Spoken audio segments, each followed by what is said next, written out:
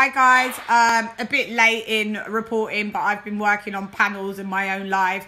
Whilst doing my own live, breaking news came through that basically Wilder won the arbitration.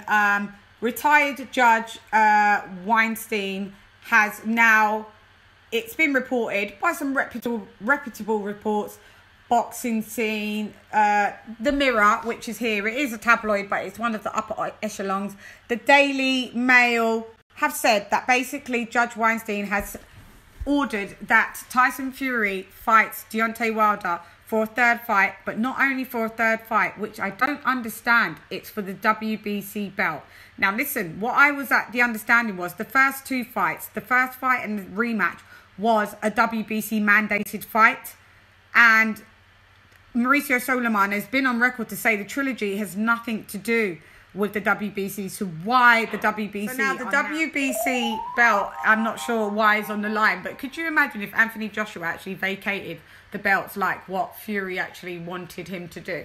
Now, I think this is a great travesty, and 2 + 2 is making 4. And this is the whole reason why Frank Warren had been negative about the fight happening, and Bob Arum being negative about the fight happening, because they always knew, and I'm blaming Tyson Fury first and foremost, always knew that this could be a possibility, and we were reporting that this couldn't stop the Undisputed.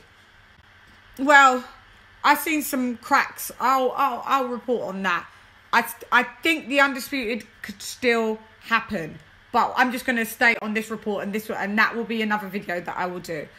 So effectively, if we're going by the information that we're given, Tyson Fury needs to fight Wilder. So the judge has ruled, like I said, mid-September, that the trilogy fight is to happen. Now, I'm not clued up in law, so I can ask a couple of people that are their actual lawyers and see if does this mean that Tyson Fury can actually take this to a court, because remember, mediation and arbitration isn't a court.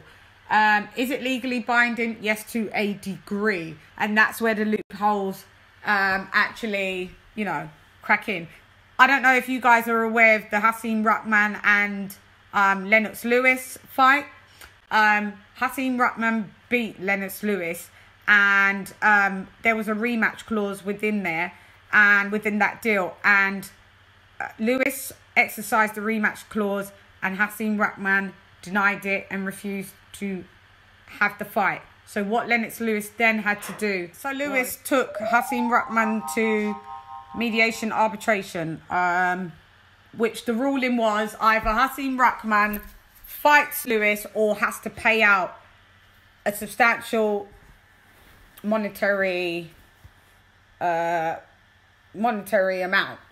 Hasim Rahman chose to take the fight, and that fight happened 6 months, I think, after the original fight, so where you saw him get knocked the F out. So that could be a route, but what I'm saying is this is negligence on all sides. Eddie Hearn should have never bothered trying to make a deal with someone that is a flip-flop and never honoured his obligations, such as Tyson flip-flop Fury.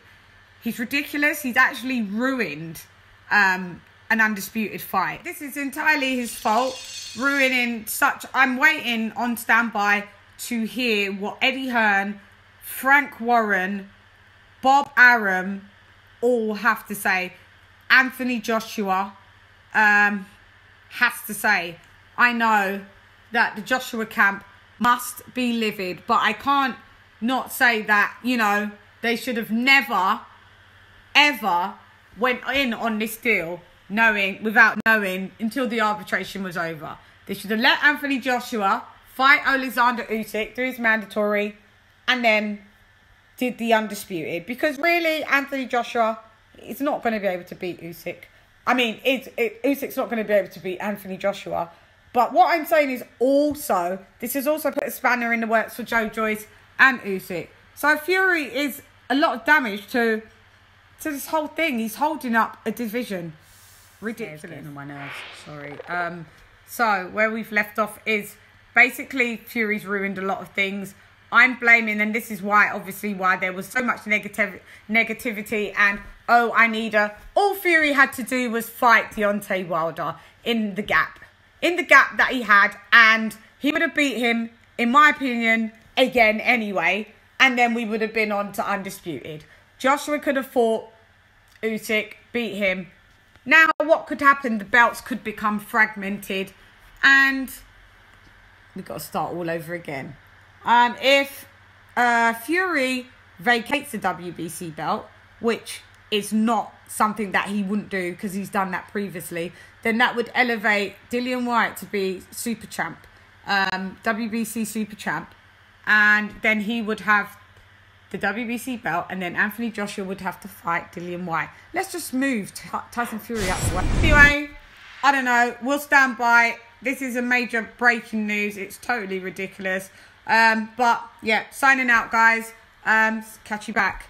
Got a couple other things to report. Anyway, hey you go, it's Lady Shan rep, none less. Come box with Shan.